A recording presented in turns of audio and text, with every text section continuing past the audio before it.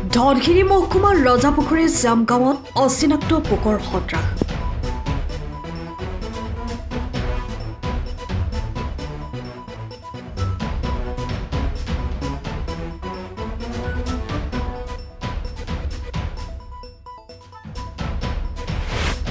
এফালৰ পৰা ধ্বংস কৰি নিছে ধান খেতি।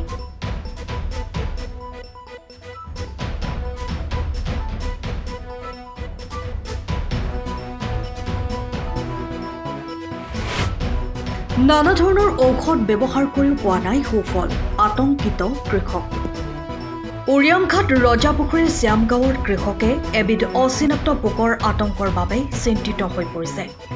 ৪-৫ দিনৰ ভিতৰতেই সজাল মেলি ঠন ধৰি উঠা ধানৰ গোজসমূহত পোকে খাই সম্পূৰ্ণৰূপে নষ্ট কৰি পেলাইছে।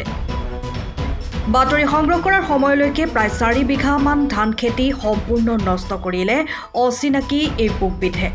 নানা ধৰণৰ দৰৱ ব্যৱহাৰ কৰিছে যদিও সুফল লাভ কৰা নাই। ঔষধ ব্যৱহাৰ কৰি যোৱাৰ পাছতো আকৌ পোকবিধ সজাল হৈ পুনৰ নষ্ট কৰিছে। পোকবিধ ইমানেই বৃদ্ধি পাইছে যে এইদৰে থাকিলে শ শ বিঘা ধান খেতি নষ্ট হোৱাৰ আশংকা কৰিছে গঞা কৃষক ৰাইজে। হ'লেও পোকে আক্ৰমণ কৰিছে, উপায় নাপায় এতিয়া বজাৰৰ পৰা আনি প্ৰফেক্সটোকে মাৰিছোঁ আৰু। কাম দিছে নাই? কামটো এতিয়া বৰ্তমানটো গিৰিছে দেখোন। গিৰিছে ন? 3 দিন পিছতেহে গম পাম আৰু। কিমান খেতি কৰে আপুনি? 6 বিঘা 7 বিঘা। হ'লেও আজি 4 দিনমান হৈছে। 4 দিন হৈছে ন? 4 দিন নহয়, এসপ্তাহমানৰ পৰা বস্তুটো সৰু হৈ আছিলে, তেতিয়া একদম তলত আছিলে, আৰু 4 দিনমান আগত চাইছোঁ ই ডাঙৰ হ'ল।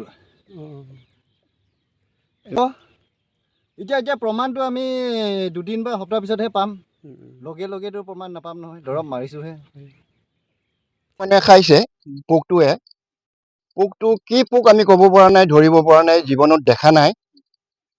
মানে 24 ঘণ্টাৰ ভিতৰতে ইমানেই খাইছে, আজি 3 দিন 4 দিনৰ ভিতৰতে 2-2.5 বিঘা মাটি মানে একেবাৰে খাই শেষ কৰি পেলাইছে। এতিয়া আমি দৰৱ মাটি কৰিছোঁ, খুব কাৰা দৰৱ এবিধ মানে দিছিলে হেৰিত, এই দৰৱ দোকানীটোৱে এক্সচেঞ্জ নামৰ দৰৱ এবিধ দিছিলে। সেইটো মাৰাৰ লগে লগে মুখত লগাৰ লগে লগে যিখিনি লাগিছে সেইখিনি পৰি গৈছে, মৰিছে। বাকী যিটো নেকি অকণমান আৰ হৈ আছে সেইখিনি বোধ কৰোঁ দৰৱ পোৱা নাই, সেইবোৰ নমৰে। আৰু পাতটো আকৌ সিহঁতে উঠি খাব পাৰে, পাতটোত কোনো প্ৰয়োজন হোৱা নাই। যিখিনি দৰৱ মাৰিছোঁ প্ৰয়োজন হৈছে যদিও প্ৰয়োজন খায়ো সিহঁতে জীয়াই আছে। আকৌ পিছদিনা সিমানেই পোকটো হৈ থাকে। ইহঁত 24 ঘণ্টাৰ ভিতৰতে কিজানি শ হিচাপে পোৱালিও দিয়ে নেকি বোধ কৰোঁ। সেইকাৰণে আমি দৰৱ দিয়াৰ পিছতো আকৌ পিছদিনা সিমানেই হৈ থাকে। মোৰ 2-2.5 বিঘা মাটি একেবাৰে মানে শেষে দিছে আৰু খাই। এতিয়া মানে মাটি আছে কেইবা বিঘাও ইয়াতে, কিন্তু এতিয়া এফালৰ পৰা খাই গৈ আছে। এতিয়া দৰৱে যদি নিৰ্মূল কৰিব নোৱাৰোঁ তেতিয়াতো গোটেইকেইটা খাই পেলাব। আজি মই যিটো ঘূৰি মেলি চাইছোঁ, প্ৰায় 100 বিঘা মাটিত মানে মাজে মাজে ধৰি আছে, খাই আছে। কিন্তু এতিয়ালৈকে মানে মোৰ যেনেকৈ নষ্ট হৈছে, এই ওচৰৰ এজন ৰিপুণ তুৰুং নামৰ তেওঁৰহে হৈছে, বাদ বাকীবিলাকৰ কম হৈ আছে। এই কেইদিনৰ ভিতৰতে মুঠতে সপ্তাহৰ ভিতৰতে একেবাৰে চেচ দি দিব। আমাৰ গাঁওখনৰ নাম হৈছে 1 নং ৰজাপুখুৰী তুৰুং গাঁও। মোৰ নাম হৈছে শৈলেন্দ্ৰ তুৰুং। এগ্ৰিকালচাৰৰ মানুহেহে গম পাব যে কি পোক, কি দৰৱ দিলে বস্তুটো নিৰ্মূল হ'ব। এই বিষয়ে লৈ আপোনাৰ এগ্ৰিকালচাৰ অফিচত কিবা জনাইছে নেকি? জনোৱা নাই এতিয়ালৈকে।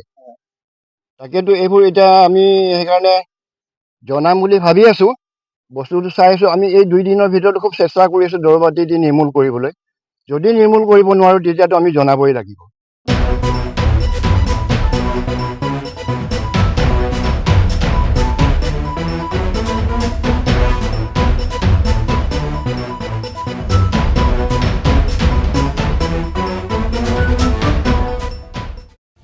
সময়ৰ খবৰ সময়ত পাবলৈ ফ'ল' কৰক টাইম অফ আছাম।